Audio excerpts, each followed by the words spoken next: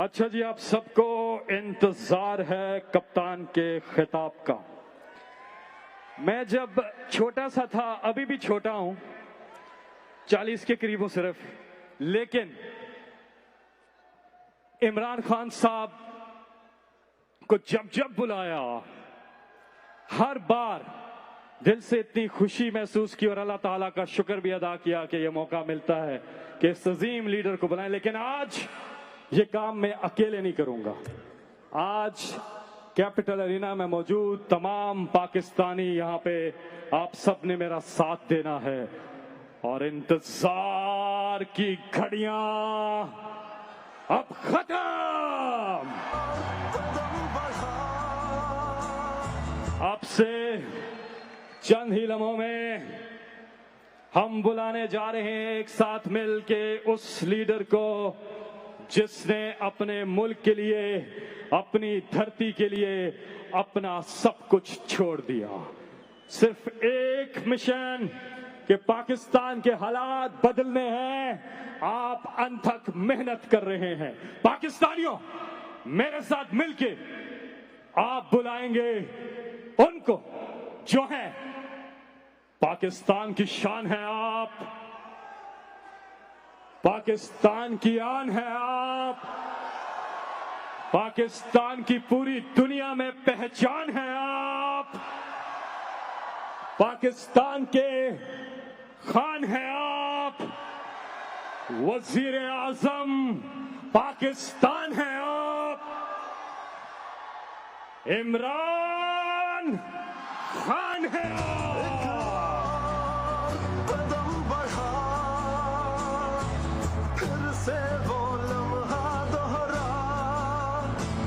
जब जीत के आया था,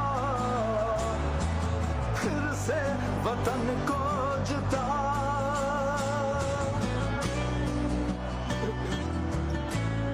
बिस्मिल्लाहिर्रहमानिर्रहीम।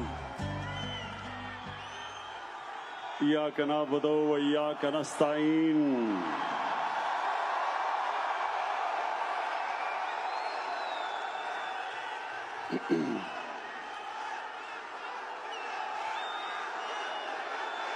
बहुत बहुत शुक्रिया।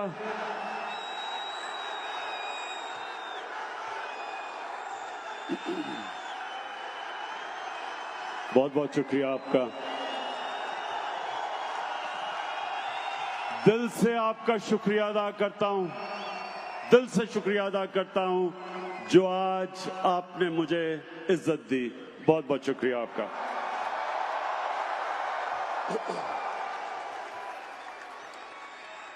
अच्छा, वॉशिंगटन में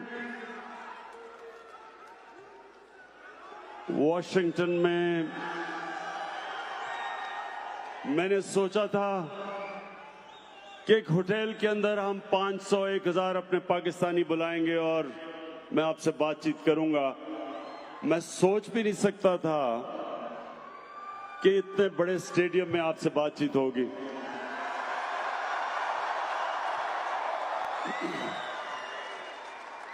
अच्छा,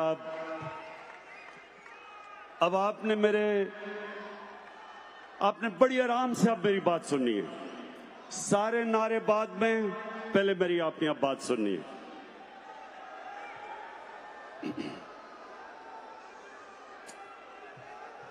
मेरे पाकिस्तानी अमेरिकन, नहीं अभी नहीं बन गया हूं।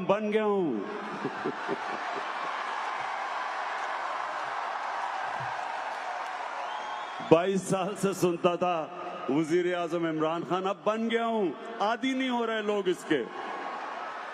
अच्छा जी, सुने, मैं सबसे पहले तो जिधर जिधर से भी आप आए हैं, जिन भी शहरों से आप आए हैं, मैं आपको खुशामदीद कहता हूं और मैं चाहता हूं आराम से मेरी बात सुने। आराम से, मैं कहीं नहीं जा रहा, आराम से आपसे बात करना चाहता हूं। देखिए मेरे पाकिस्तानियों,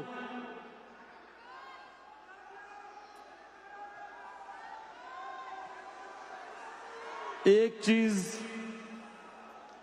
एक चीज आपने याद रखनी है कि ये जो अल्लाह ने हमें मुल्क दिया, सुने आराम से, पाकिस्तान जो अल्लाह ने हमें मुल्क दिया, ये किसी को भी अंदाजा नहीं है कि ये अल्लाह की कितनी बड़ी नेमत है। ये हमारा मुल्क, ये अल्लाह ने एक खास नेमत के तौर पे हमें दिया। और मेरे पाकिस्तानियों, ये वो मुल्क है जो इंशाअल्लाह ये हर साल आप इसको तब्दील होते देखेंगे। ये हर साल मुल्क ऊपर जाता रहेगा।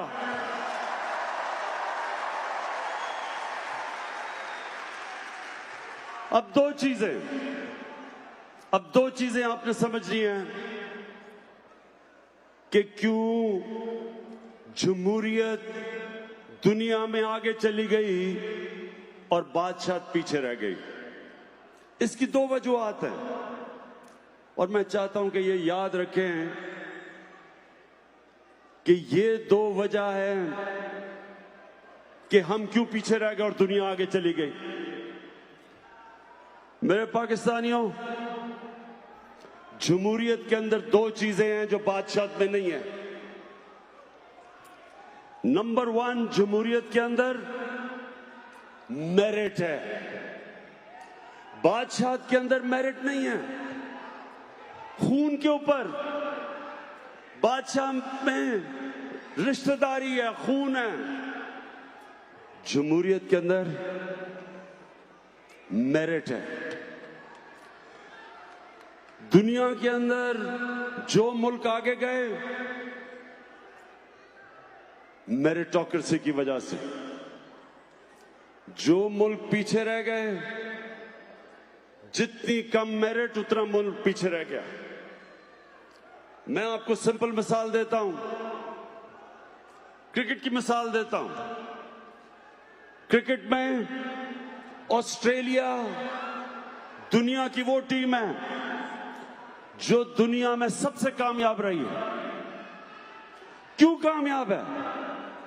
क्योंकि ऑस्ट्रेलिया के अंदर जो उनका निजाम है वो सारा टैलेंट ऊपर ले आता है, मेरिट है।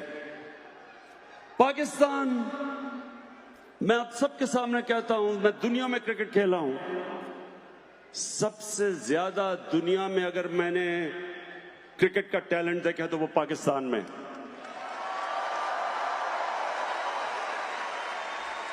लेकिन क्योंकि मेरिट नहीं है, मेरिट का सिस्टम नहीं है, हम वो टैलेंट को ऊपर नहीं ला सकते। हम इसलिए आज दुनिया को डोमिनेट नहीं कर रहे क्योंकि मेरिटोक्रेसी नहीं है। तो बादशाह क्यों पीछे रह गई? अगर एक जबरदस्त बादशाह आया भी, ये जरूरी नहीं कि उसका बेटा भी अच्छा होगा। जमहूरियत के अंदर क्यों जमहूरियत आगे निकल गई? क्योंकि मेरिट के ऊपर लीडरशिप आती रही। ये आपके सामने मैं मिसाल देता हूं कि इस मुल्क अमेरिका के अंदर क्योंकि जमहूरियत आ गई, क्योंकि अमेरिका में जमहूरियत आ गई, अमेरिका के अंदर इनकी मेरिटोक्रेसी ऐसी थी कि इनके लीडरशिप, अगर एक लीडर बुरा भी हुआ तो मेरिट के ऊपर लीडरशिप अच्छी आती रही।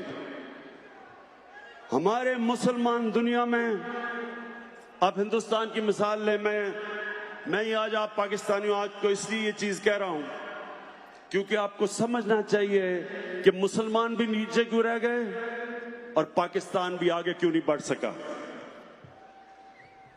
जो पहले 150 साल मुगल बादशाह रहे, हिंदुस्तान दुनिया की सुपर पावर थी। 150 साल जो दुनिया में हिंदुस्तान का जीडीपी था वो 25% से ऊपर था, सुपर पावर थी। एक से एक बेहतर मुगल बादशाह आया। 4 मुगल बादशाहों ने तकरीबन 150 साल हुकूमत की, लेकिन औरंगजेब के बाद जो उसके बच्चे आए किसी में भी कैपेबिलिटी नहीं थी। तो 7 मुगल बादशाह 13 साल में बदले, सारे एक से एक बदतर आया और वही मुगल एम्पायर खत्म हो गया।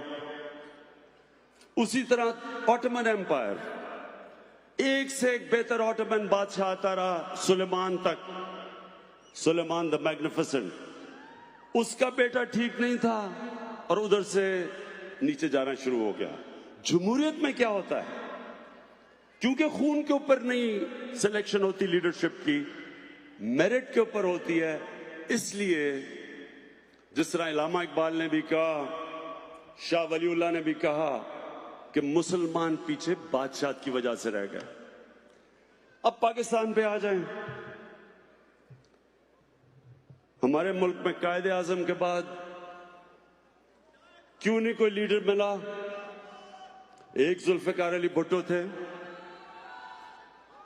एक कैरिज्मेटिक इंटेलिजेंट लीडर थे, लेकिन उसके बाद क्या हुआ? उसके बाद हुआ क्या? हमारे मुल्क में एक किस्म की बादशाह आ गई, मेरिट नहीं आई। जमहूरियत भी जब आती थी मेरिट नहीं आई। नवाज शरीफ को किस तरह लीडर बनाया गया? मिलिट्री डिक्टेटर ने उठा के बना दिया, कोई मेरिट नहीं थी। उनके भाई शहबाज शरीफ क्यों चीफ मिनिस्टर बन गए? उनके भाई थे। आसिफ जरदारी और बिलावल भुट्टो कैसे लीडर बन गए? कागज के पर्चे पे कहा कि जनाब हमारी वालदा हमें छोड़ गई है। उधर वली खान की फैमिली, वो भी फैमिली सिस्टम आ गया। उधर मौलाना फजलुर रहमान, उसके भाई भी और उसके बच्चे आ गए।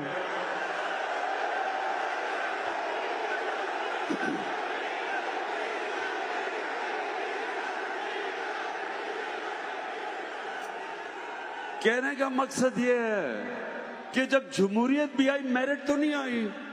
सो ये प्लीज याद रखें कि नंबर 1 चीज कि जिस माशरे में मेरिट नहीं होती वो आगे नहीं बढ़ता। आज चाइना आप चले जाएं, चाइना की जो कम्युनिस्ट पार्टी है उसको स्टडी करें, बेहतरीन मेरिट का सिस्टम है। चाइना की कम्युनिस्ट पार्टी, जिस तरह हमने पूरा, उन्होंने मुझे प्रेजेंटेशन दी, जबरदस्त सिस्टम है। वो सारे मुल्क से बकायदा देखते हैं कि कोई हर फील्ड में मेरिट ऊपर कैसे आ रहा है। और दूसरी चीज तो नंबर 1 जमहूरियत की खासियत मेरिट, और नंबर 2 जमहूरियत के अंदर जो मुल्क का सरबराह होता है वो जवाबदेह है। हजरत उमर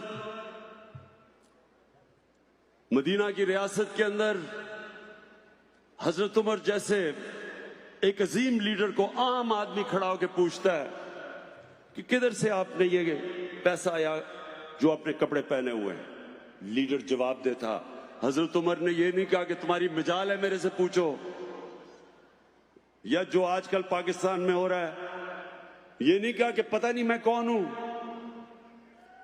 हजरत उमर ने जवाब दिया, लीडर जवाब देता। बरतानिया के अंदर जब जमहूरियत की शुरुआत हुई, मैग्ना कार्टा में 800 साल पहले, तो क्या कोशिश थी कि लीडर को, जो बादशाह था, उसको कानून के नीचे लेके आए। और वो स्ट्रगल एंड में चलती चलती चलती उन्होंने, उनका बादशाह भी था तो वो भी जवाब देता। तो ये याद रखें, ये दूसरी चीज, जमहूरियत तब कामयाब होती है जब लीडरशिप जवाबदेह होती है। अब दूसरा हमारा देख ले पाकिस्तान का प्रॉब्लम। जब लीड इनसे जवाब लेते हैं कहते हैं इंतकामी कार्रवाई हो गई। जब जब जब अदालत फैसला करती है तो कहते हैं क्यों निकाला।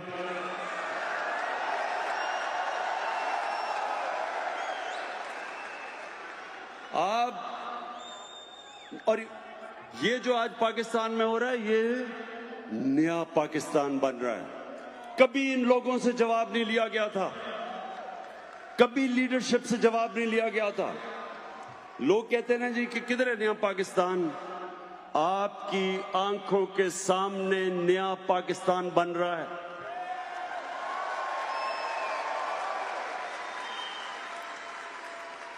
जिसको जब सवाल पूछते हैं ताकतवर से, जिस भी ताकतवर से सवाल पूछते हैं वो ये अपना जवाब नहीं देता, अपनी सफाई नहीं पेश करता। वो कहता है इंतकामी कार्रवाई है। एक तो सारे मेरी तारीफ करना शुरू कर देते हैं। जिससे पूछो, शाहिद खाकान अब्बासी से पूछो, आसिफ जरदारी से पूछो, नवाज से पूछो, शहबाज, सारे मुझे कहते हैं कि जी इमरान खान करवा रहा है। क्या करवाया इमरान खान ने? सारे केसेस इनके ऊपर पुराने हैं, हमने कोई केस नहीं किया, ये इनके जमाने के केसेस हैं। हमने सिर्फ इदारों को आजाद किया है, हमने सिर्फ नैब को आजाद किया है, हमने FIA को आजाद किया है। मेरे पाकिस्तानियों,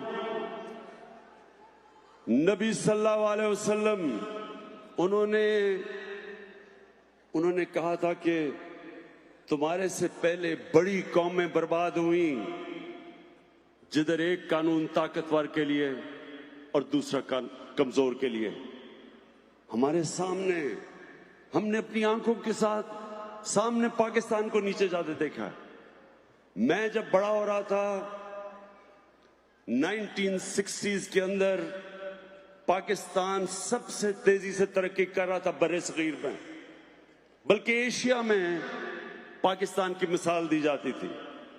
वो मुल्क जो सबसे तेजी से तरक्की कर रहा था, इंडस्ट्रियलाइज हो रहा था। हमारी ब्यूरोक्रेसी सारी एशिया में सबसे टॉप पे ब्यूरोक्रेसी मानी जाती थी। हमारे हॉस्पिटल, मैं गवर्नमेंट हॉस्पिटल में पैदा हुआ था। गवर्नमेंट हॉस्पिटल का बेहतरीन स्टैंडर्ड था। हमारी यूनिवर्सिटीज की डिग्रीज दुनिया में एक्सेप्ट होती थी। मिडिल ईस्ट से लोग हमारे पाकिस्तान में पढ़ने आते थे। HSN कॉलेज जिधर मैं पढ़ा हूं, वहां मलेशिया के शहजादे आके पढ़ते थे, बाहर से लोग आके पढ़ा करते थे पाकिस्तान में। और वही पाकिस्तान को हमने आहिस्ता आहिस्ता नीचे जाते देखा। और वो नीचे क्यों गया? एक तो बदकिस्मती से जो 70s में एक सोशलिज्म आई, जो ना सोशलिज्म थी, ना तीतर था ना बटेर था, उसकी वजह से हमारी इंडस्ट्रियल ग्रोथ रुक गई। लेकिन असल तबाही 1985 के बाद आई। 1985 के बाद नॉन पार्टी इलेक्शंस में पहली दफा पैसा चलना शुरू हुआ। पहली दफा सियासत के अंदर रिश्वत चलनी शुरू हुई। पहली दफा सियासत के अंदर डेवलपमेंट फंड्स के नाम पे सियासतदानों को खरीदा गया। छांगा मांगा में रेस्ट हाउस में सियासतदानों को नीलाम किया गया। और हमने अपनी सामने पाकिस्तान को नीचे जाते देखा। तो आज हम जब इस मुल्क को उठा रहे हैं, ये दो चीजें हमने लेके आनी है। एक कि जो भी पब्लिक ऑफिस होल्डर है, जो मुल्क का सरबरा है, वो कौम को जवाब दे।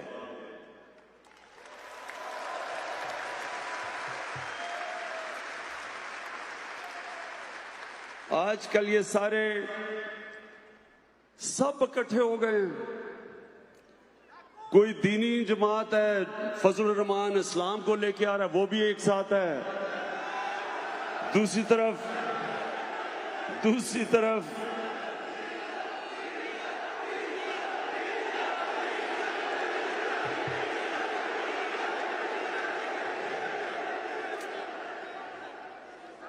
वो कह रहे हैं कि पहली दफा पाकिस्तान की असेंबली डीजल के बगैर चल रही है। तो फजल रहमान, दूसरी तरफ सेकुलर बिलावल भुट्टो, वो भी साथ मिल गया। फिर नून लीग, जिसका पता ही नहीं कि वो क्या है, वो भी साथ है। सब इकट्ठे हैं। इनका सब एक मकसद है, सिर्फ एक मकसद है। इनका सिर्फ एक मकसद है। क्या है? बताएं क्या है कि मकसद? 3 लफ्ज सुनना चाहते हैं मेरे से, NRO, यानी कि जो अब तक इक्तदार में बैठ के मुकमुका है, सब एक चीज चाहते हैं। तो नंबर 1, ये मैं आज आप सबके सामने कहना चाहता हूं, दुनिया इधर उधर हो जाए,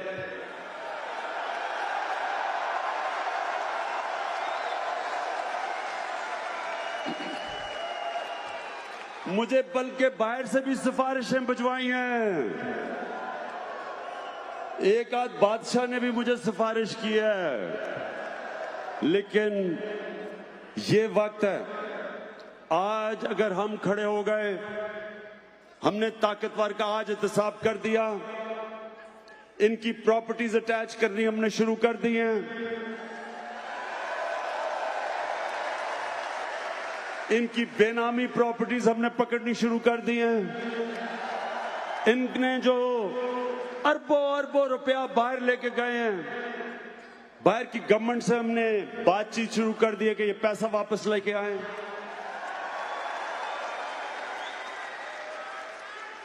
और ये याद रखना कि ये है वो वक्त जब पाकिस्तान बदलेगा। आपके सामने बदल रहा है। और दूसरी चीज, हमने पाकिस्तान में मेरिटोक्रेसी लेके आनी है, मेरिट का सिस्टम लेके आना है। मैं आप सबसे ज्यादा, मैं भी एक ओवरसीज पाकिस्तानी बड़ी देर रह चुका हूं। मैं 18 साल की उम्र में बाहर गया,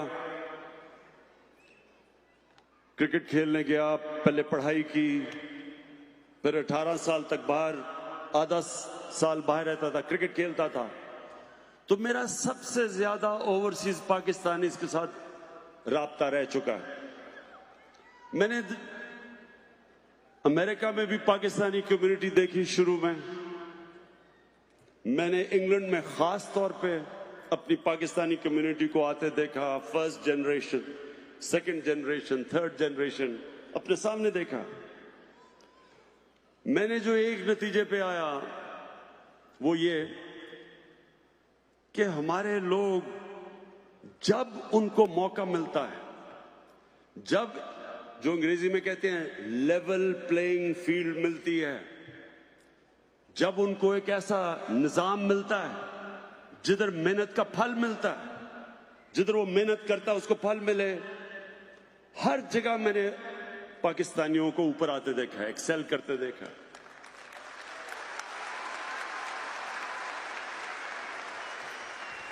क्योंकि पाकिस्तान में मेरिट नहीं, मौके नहीं मिलते, क्योंकि पाकिस्तान के अंदर वो सिस्टम ही नहीं जो मौका देता है आम आदमी को ऊपर आने का। हमारा तालीम का सिस्टम नहीं ऊपर आने देता। किस मुल्क में है इंग्लिश मीडियम थोड़े से तबके के लिए, उर्दू मीडियम बाकियों के लिए, फिर दीनी मदरसे? किस मुल्क में 3 सिस्टम चलते हैं? हमारा तालीम का निजाम ही हमारे निचले कमजोर तबके को ऊपर नहीं आने देता। एजुकेशन अपार्थाइड है। और यहां इधर मौके मिलते हैं लोगों को। हमने कितने, मैंने अपनी आंखों के सामने मजदूर देखे आते हुए इंग्लैंड, उनके बच्चे मुफ्त गवर्नमेंट स्कूलों में पढ़े और वो देखते देखते किधर से किधर पहुंच गए। तो क्यों नहीं कर सकते हम अपने मुल्क में? और इंशाअल्लाह ये है पहली दफा पाकिस्तान में, अब ये पहली दफा हो रहा है पाकिस्तान में कि हम गवर्नमेंट स्कूलों के अंदर सिस्टम ठीक कर रहे हैं। एक सिलेबस लाने की कोशिश कर रहे हैं सारे स्कूलों के अंदर कि एक मेन सिलेबस हो सबके लिए।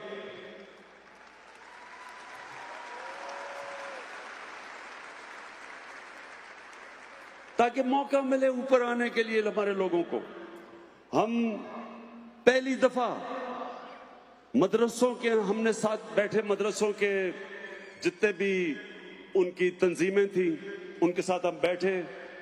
अभी हमने उनसे मुआहदा किया है कि मदरसे के बच्चों को भी मौका मिले ऊपर आने का, उनके लिए भी दीन के अलावा साइंस के सब्जेक्ट पढ़ाए जाएं, मैथ्स पढ़ाए जाएं, मौका दिया जाए ताकि वो भी डॉक्टर्स बन सकें, वो भी ऊपर आ सकें। कौन तो अपने मुल्क में अब तक, अब सोचे 8 लाख बच्चे हैं जो इंग्लिश मीडियम स्कूलों में जाते हैं। 8 लाख। 3.25 करोड़ बच्चे जाते हैं उर्दू मीडियम में। 25 लाख बच्चे जाते हैं दीनी मदरसों में। तीनों पैरेलल सिस्टम है, 3 पैरेलल कल्चर हैं। तो ये सबसे बड़ा कदम होगा कि पाकिस्तान के अंदर एक मेन तालीम का सिलेबस आए ताकि एक कौम बने हम, तब एक कौम बने।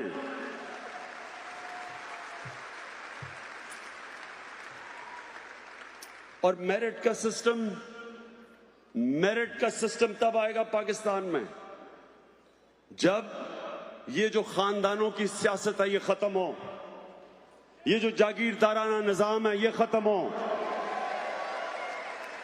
और ये पहली पार्टी है आपकी, तहरीक इंसाफ पहली पार्टी है।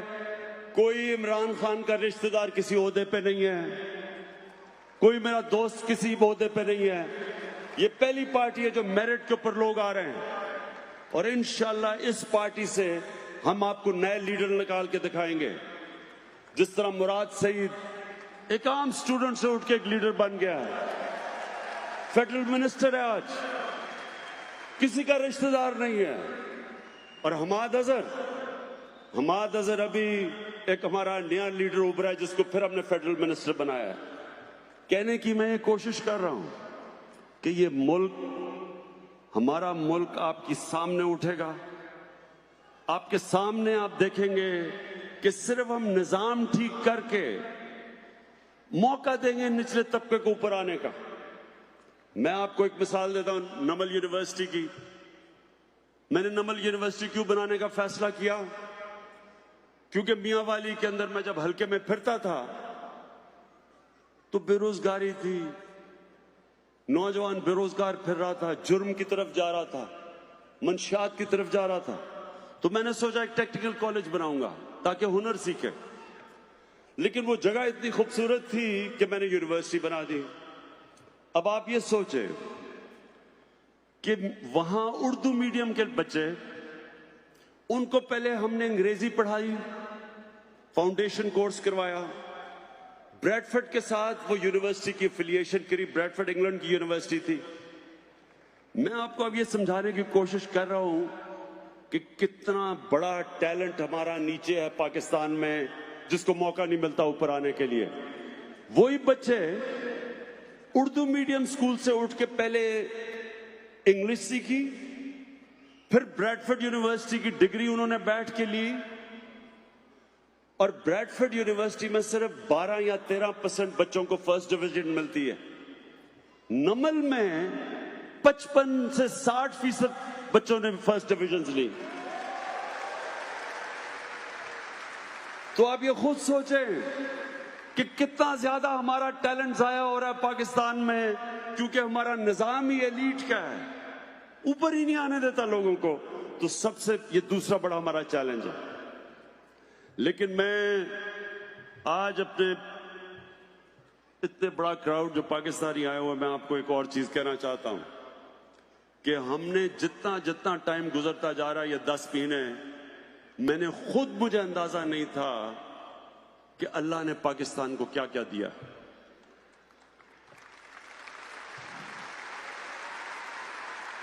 पहले तो आपको अंदाजा नहीं कि पाकिस्तान में कितना अल्लाह ने मिनरल्स दिए हैं, मदनियात।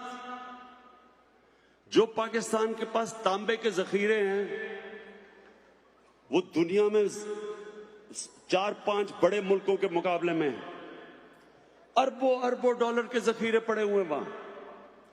और हमारी बदकिस्मती देखें कि एक रेको डिग के अंदर अच्छा भला वहां बाहर से कंपनी आई, काम शुरू होने लगा था। अब वो मैंने इंक्वायरी की है, पता चलेगा कि क्या वजूहात है, कि क्या वजह है कि वो सुप्रीम कोर्ट ने फैसला करके उस कॉन्ट्रैक्ट को खत्म किया, जो आज हमें बहुत ज्यादा एक इंटरनेशनल कोर्ट के अंदर फाइन भी हुआ है उसका $6 अरब का। लेकिन ये सोचें कि वो जो वहां अंदाजा लगाया जाता है कि $200 अरब के तो वहां सिर्फ एक जगह पे तांबे के रिजर्व्स और सोना पड़ा हुआ है, तो 10 साल से कोई काम ही नहीं हो रहा क्योंकि कोर्ट केस हो गया। और इसके पीछे क्या होगा? आज मैं बता रहा हूं कि इसके पीछे करप्शन थी, पैसे मांग रहे थे, रिश्वत थी। और यही वजह है, याद रखें पाकिस्तानियों, हमारा मुल्क पीछे रह गया सिर्फ एक वजह से, करप्शन। बड़ी बड़ी कंपनीज पाकिस्तान में नहीं आती। आज मैंने इन्वेस्टमेंट के लिए कंपनीज को आज मिला हूं, कतर में मिला हूं, सऊदी अरेबियन कंपनीज में, चाइना की कंपनीज मिला हूं। हर कंपनी एक ही बात करती है कि वो इसलिए पाकिस्तान नहीं आते क्योंकि वहां पैसे मांगते हैं, करप्शन है, रिश्वत मांगते हैं। तो ये अपने ज़हन में डाल लें कि अल्लाह ने इस मुल्क को पहले तो मिनरल्स दिए हैं, तांबा दिया, कोयले के बड़े रिजर्व्स हैं। पाकिस्तान को तो कभी बिजली की कमी 100 साल तक नहीं होनी चाहिए, जितने बड़े सिर्फ कोयले के रिजर्व हैं थर के अंदर। 180 अरब टन का कोयला पड़ा हुआ है पाकिस्तान में, 180 अरब टन, यानी इसका मतलब सऊदी अरेबिया से ज्यादा बिजली पाकिस्तान में कोयले से बना सकते हैं हम। अभी मैं 2 हफ्ते पहले मुझे दुनिया का टॉप जो मिनरल की कंपनी ऑस्ट्रेलिया की, उसका नाम है एंड्रू फॉरेस्टर है, वो मुझे मिलने आया।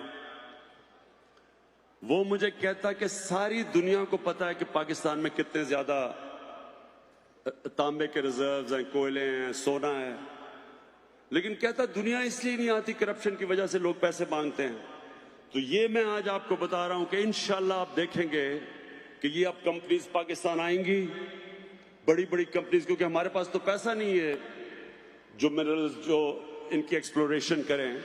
तो ये कंपनीज आएंगी, जितना भी हमारे ऊपर अभी कर्जा चढ़ा के ये गए हैं पिछले वाले, इंशाल्लाह सिर्फ और सिर्फ क्लीन गवर्नमेंट दे के, करप्शन खत्म करके, इंशाल्लाह हम आपको दिखाएंगे इस पाकिस्तान को उठा के।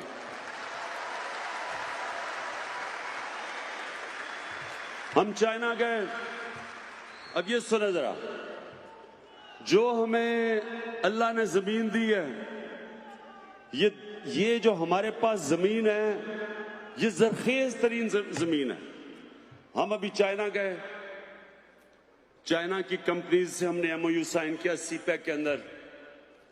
तो उन्होंने हमें बताया कि पाकिस्तान में जो गाय की एवरेज कि कितना गाय दूध देती है, 6 लीटर। पाकिस्तान में 6 लीटर है एवरेज गाय का। चाइना के अंदर 20 से 24 लीटर है। अब सिर्फ ये सोच ले कि अगर हम 6 से 12 लीटर कर दे तो पाकिस्तान में दूध एक्सपोर्ट हम कर सकते हैं। मैं सिर्फ आपको मिसालें दे रहा हूं कि इस मुल्क में अल्लाह ने इतना कुछ दिया है, लेकिन हमने ना इसके ऊपर इन्वेस्टमेंट की, ना तवज्जो दी। तो इंशाल्लाह जो चाइना से हमने अब साइन किए हैं कॉन्ट्रैक्ट्स CPEC के अंदर, और जो हमारे से MOU साइन किए हैं, वो हमारे तो हर इशू, हर जगह टेक्नोलॉजिकल हमारे लिए मदद भी कर रहे हैं, इंडस्ट्री रीलोकेशन कर रहे हैं CPEC के अंदर। तो इंशाल्लाह आप देखेंगे आने वाले दिनों में कि हम पाकिस्तान को हर चीज में, इंडस्ट्री में भी आप देखेंगे डेवलपमेंट। और वो जो मेरा ख्वाब है कि एक दिन बाहर से दुनिया पाकिस्तान में नौकरियां ढूंढने आएगी।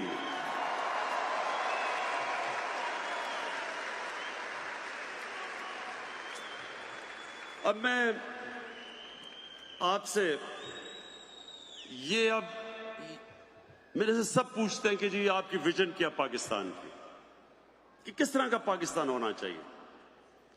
तो मैं ये आपके सामने अपनी विजन रखता हूं। मैं ये समझता हूं कि ये बड़ा जरूरी है आप सबको समझना, क्योंकि हर कौम किसी मकसद के लिए पैदा होती है। हर कौम का एक मकसद होता है, एक विजन होती है, एक नजरिया होता है। पाकिस्तान बना था और उसका एक बड़ा ख्वाब था पाकिस्तान।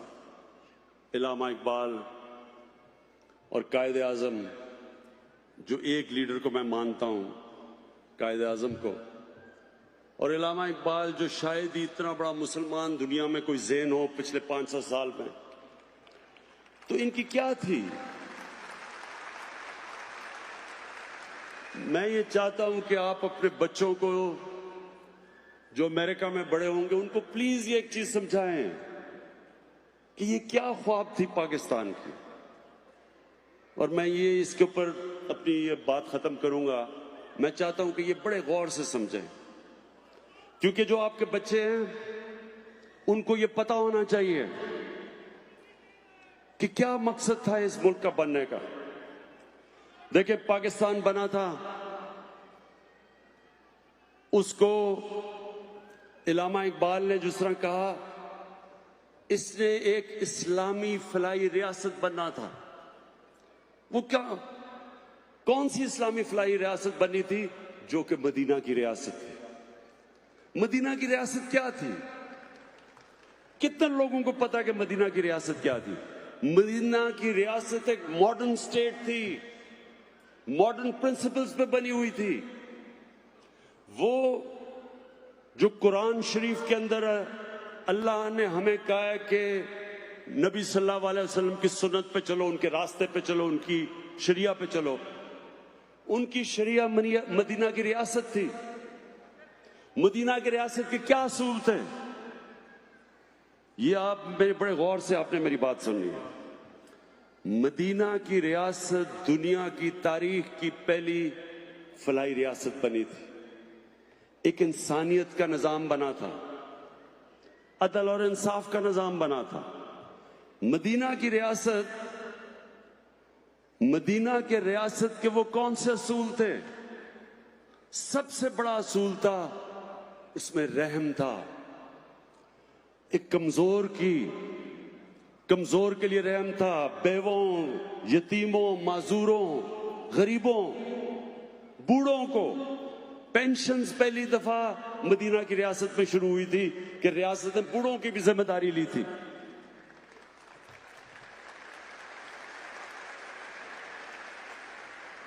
पैसे नहीं थे, वो गरीब थे।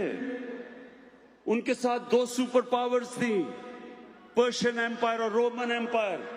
पैसा तो उनके पास था, वहां अमीर अमीर था, गरीब गरीब था। इनके पास तो पैसा भी नहीं था। लेकिन सरकार मदीना ने फैसला किया कि रियासत की जिम्मेदारी है अपने कमजोर तबके को ऊपर उठाने के लिए।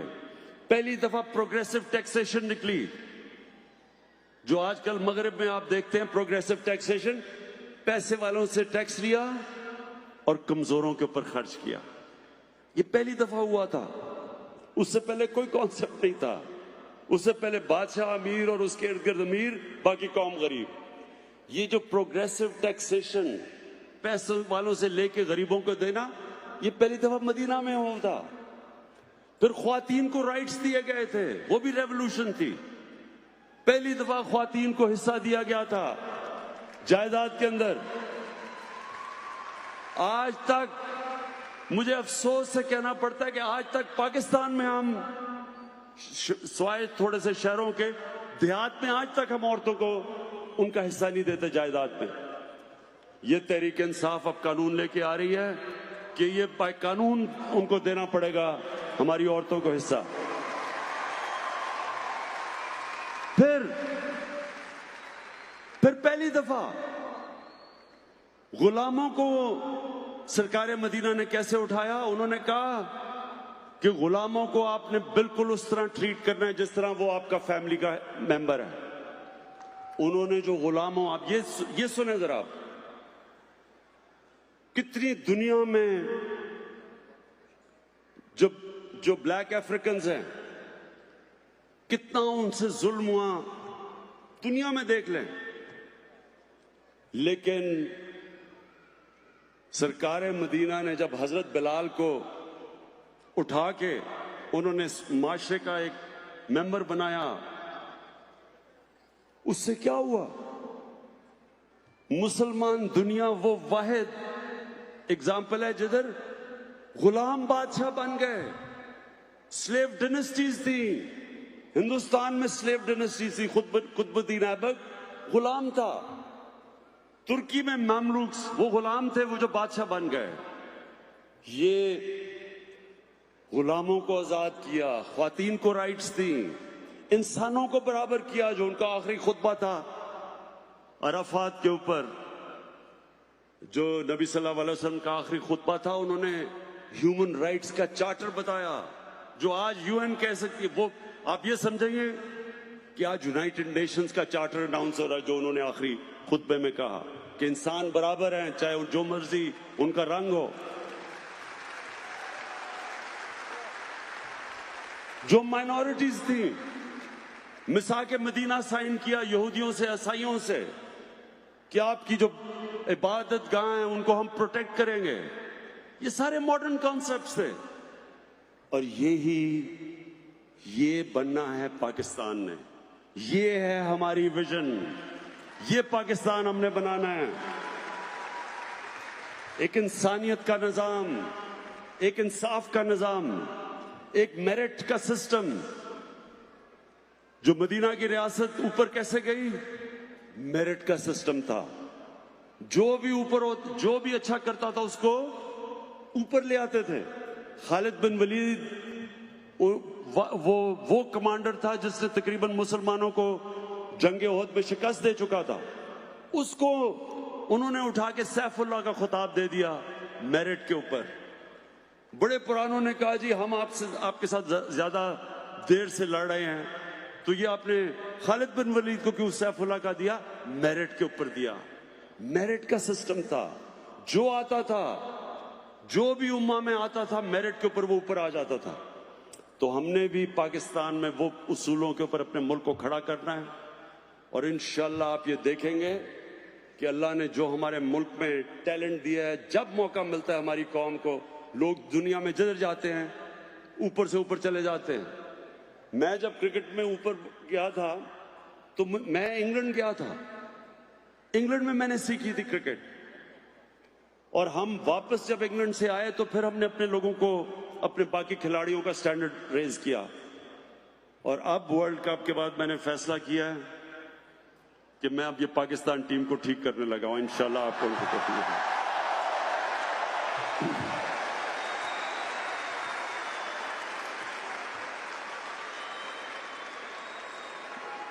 काफी मायूसियां हो चुकी हैं। इंशाल्लाह जो अगला वर्ल्ड कप में आप जो पाकिस्तानी टीम देखेंगे, अभी मेरे ये लफ्ज याद रखना कि वो टीम बिल्कुल एक ऐसी प्रोफेशनल टीम आपको लेके आएंगे ग्राउंड के अंदर, बेस्ट टीम लेके आएंगे। और सिस्टम ठीक करेंगे, निजाम को ठीक करेंगे। निजाम ऐसा लेके आएंगे कि इंशाल्लाह बेहतरीन टैलेंट पाकिस्तान का ऊपर आएगा। अब एक फर्स्ट क्लास स्ट्रिक्ट, वो इंशाल्लाह मैं आपको करके दिखाऊंगा। उसी तरह बाकी खेलों के अंदर। लेकिन मेरी आखिर में, हाँ, पीआईए की फिक्र ना करें, मुझे पीआईए का भी पता है, पीआईए को भी हम ठीक कर रहे हैं। आपको ये मैं बता दूं, जब हमें इक्तदार मिला, आप यकीन करें एक इदारा नहीं था जो रिकॉर्ड खसारा नहीं कर रहा था। पीआईए, वपडा, रेलवे, जो भी इदारा ले, बिजली यानी गैस, सब नुकसान कर रहे थे। और अभी भी ये पूरी जंग चली हुई है। ये इंशाल्लाह हमारा एक थोड़ा मुश्किल वक्त है। ये हमारा मुश्किल वक्त है, 4 महीने 6 महीने साल तक रहेगा। लेकिन इंशाल्लाह हम आपको पाकिस्तान को निकाल के दिखाएंगे, इस मुल्क को अपने पैर पे खड़ा करेंगे। जो ताजर आज पाकिस्तान में कह रहे हैं कि हम रजिस्टर नहीं होंगे, सब सुन लें मेरी बात कि जो कर्जा पाकिस्तान पे चढ़ा हुआ है सारे ताजरों को रजिस्टर होना पड़ेगा। और अगर सब मिलके थोड़ा थोड़ा टैक्स दें, कोई मुश्किल नहीं है पाकिस्तान को कर्जों की दलदल से निकालना। लेकिन यह नहीं होगा कि मुल्क, आज सुने जरा पाकिस्तान का हाल क्या है, जो हमें पाकिस्तान मिला था। पहले सबसे कम टैक्स पाकिस्तानी देते हैं, दुनिया में सबसे कम टैक्स जीडीपी रेशियो है पाकिस्तान का। ऊपर से जो इन्होंने कर्जे चढ़ाए, अच्छा मैं जरा आपकी नॉलेज टेस्ट करना चाहता हूं, 10 साल पहले कितना पाकिस्तान का कर्जा था?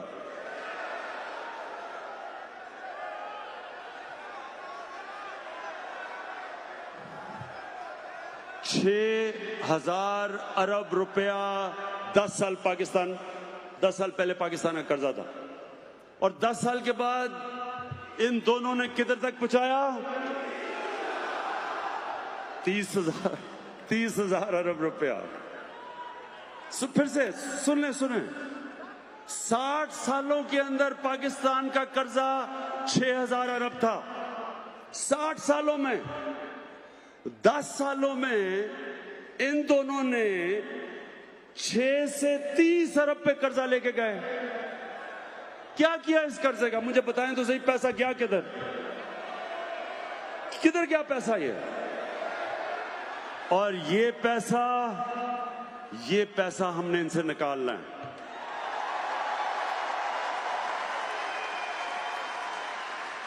मैं फिर से इनको कहना चाहता हूं, जो मर्जी आपने करना करें, सब इकट्ठे हो जाते हैं जी जमहूरियत बचाने के लिए, अपने पैसे बचाने के लिए सब इकट्ठे हो जाते हैं। आप इकट्ठे हो जाएं, आपने धरना करना है, मैं आपको कंटेनर दूंगा, उसमें धरना भी कर लें। आपने जलसे जुलूस करने हैं, वो कीमे के नान के बगैर आपके लोग नहीं निकलते। हम शायद तहरीक इंसाफ के वर्कर ही भेज दें थोड़े से, ताकि आपके जलसे थोड़े से बड़े हो जाएं। जो मर्जी करना है करें, आपको पैसा वापस करना पड़ेगा। नवाज शरीफ कहते हैं जी मैं खाना घर से मंगवाऊंगा, खाना अच्छा नहीं है जेल का। फिर कहते हैं जी एयर कंडीशन लगा दो जेल में, अब टीवी चाहिए जेल में। 80% पाकिस्तानियों के पास तो एयर कंडीशन ही नहीं है। 80% कम से कम 60% के पास टीवी नहीं है। तो अगर हमने आपको जेल सजा के लिए भेजा हुआ है, तो जिस तरह के ये जेलों में रह रहे हैं, इससे ये तो सजा नहीं है।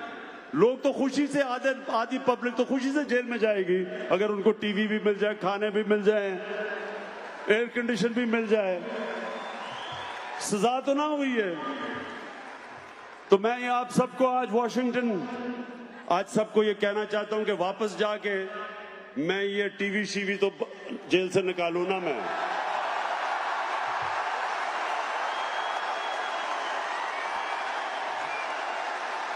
एयर कंडीशन भी निकालें जेल से।